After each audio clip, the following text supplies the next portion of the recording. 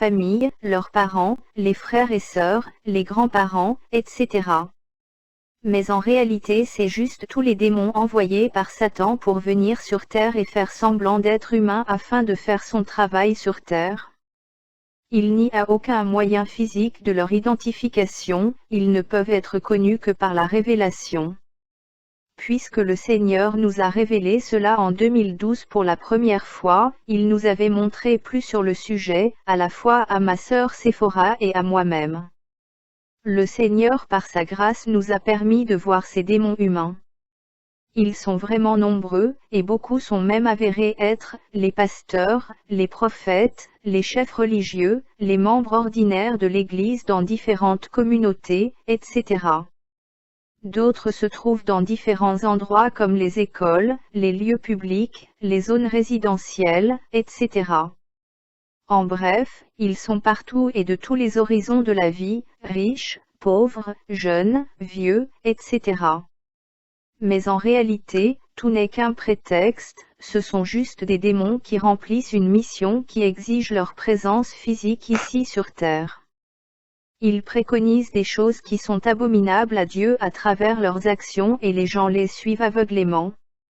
Il y a eu des moments où le Seigneur a dévoilé certains des démons incarnés sous leur couverture, et certains sont même évangélistes, musiciens à la fois évangiles et laïcs, et seulement dans des positions différentes. Certains de ces démons humains interviennent encore sur différents réseaux sociaux tels que Facebook, ils sont envoyés par Satan pour décourager tous les messages divins et pour planter l'esprit de la tiédeur et de l'incrédulité aux gens à travers leurs commentaires. Certains sont des pasteurs et d'autres positions que les gens se tournent vers le spirituel, leur mission est de s'assurer que les personnes qui se tournent vers Dieu soient les candidats de l'enfer. Ils sont sûrs que les gens sont tenus à croire la vérité à tout prix.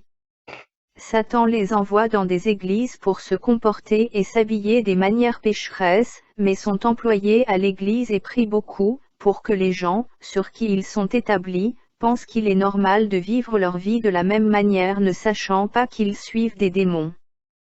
Quelquefois, les gens disent ainsi, je peux le faire car la femme de mon pasteur fait la même chose, ou car mon pasteur qui a le Saint-Esprit le fait aussi, ou car cette sœur ou ce frère en Christ fait la même chose.